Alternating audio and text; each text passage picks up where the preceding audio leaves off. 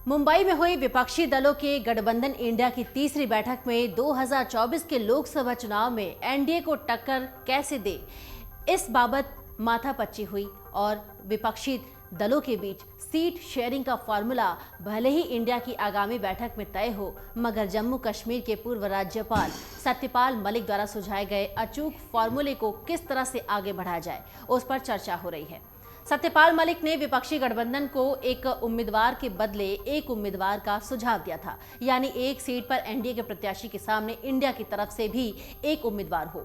मलिक का कहना था कि अगर ऐसा संभव हो गया तो ये बीजेपी वाले दिल्ली में बचेंगे नहीं। हालांकि शुरुआती दौर में इंडिया के लिए ये बात संभव नहीं दिखती, लेकिन आने वाले समय में यही फॉर्मूला विपक्षी दलों के गठबंधन को स्वीकार करने की मजबूरी बन जाती है।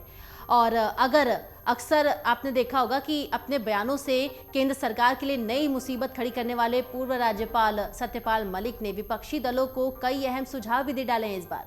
और जिस तरह से वो केंद्र सरकार पर हमला बोल रहे हैं, उससे सत्यपाल मलिक भाजपा के खिलाफ विपक्षी चाणक्य की भूमिका में नजर आने लगे हैं। मलिक ने 2024 के लोकसभा चुनाव में भाजपा को टक्कर देने के लिए विपक्षी दलों को एक मंत्र भी दे दिया है। पूर्व राज्यपाल ने कहा कि मैंने दिल्ली में सभी राजनीतिक दलों से बातचीत की है, वो इस बात पर राजी हैं कि एक उम्मीदवार के बदले एक उम्मीदवार खड़ा करेंगे। अगर ऐसा संभव हो गया तो ही भाजपा और मोदी को हराने में कामयाबी मिल सकेगी। अगर एक समान मकसद के लिए सभी दल एकत्रित हो जाते हैं तो दिल्ली में भाजपा को कोई बचा नहीं सकता।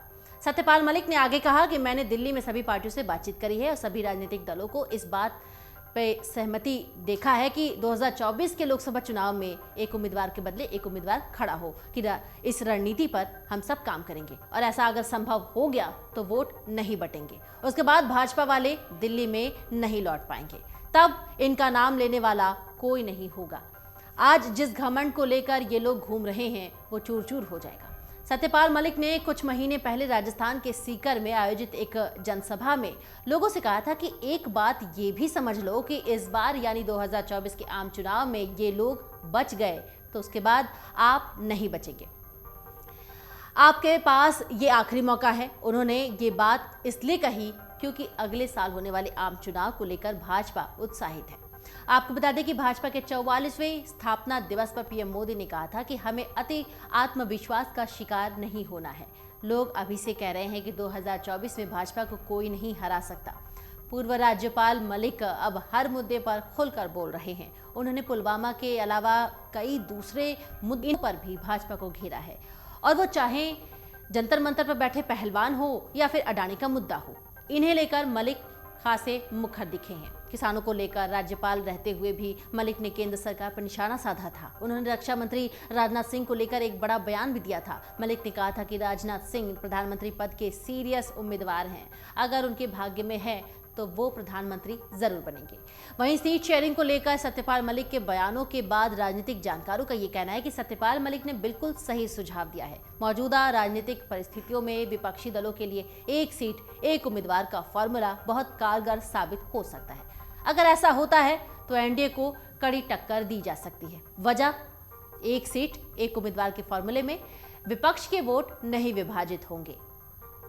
हालांकि अभी तक इंडिया की बैठकों के जो नतीजे सामने आ रहे हैं, उन्हें देखकर ऐसा लगता है कि एक सीट एक उम्मीदवार के फॉर्मूले पर कहीं न कहीं सहमति बन जाएगी। भले ही कई दलों को ये फॉर्मूला घाटे का सौदा लगे, लेकिन उनके संयुक्त लक्ष्य की प्राप्ति के लिए ये जरूरी है। विपक्षी दलों की तरफ से इस फॉर्मूले पर काम करना शुरू भी होगा। आपको बता दें कि केंद्र की मोदी सरकार को हराने के लिए एकजुट विपक्षी पार्टियों के गठबंधन की तीसरी बैठक में भी संयोजक और सीट शेयरिंग के फॉर्मूले को लेकर आम सहमति नहीं बन पाई है। अमर उजाला अब आपके टीवी पर भी। अपने स्मार्ट टीवी पर YouTube पर सर्च करें अमर उजाला, चैनल सब्सक्राइब करें और देखें ताजा खबरें, वो भी HD क्वालिटी में। और हाँ, बेल आइकन दबाना ना भूलें ताकि हर खबर हो आपके घर। अमर उजाला, निष्पक्ष, निर्भीक, निरंतर।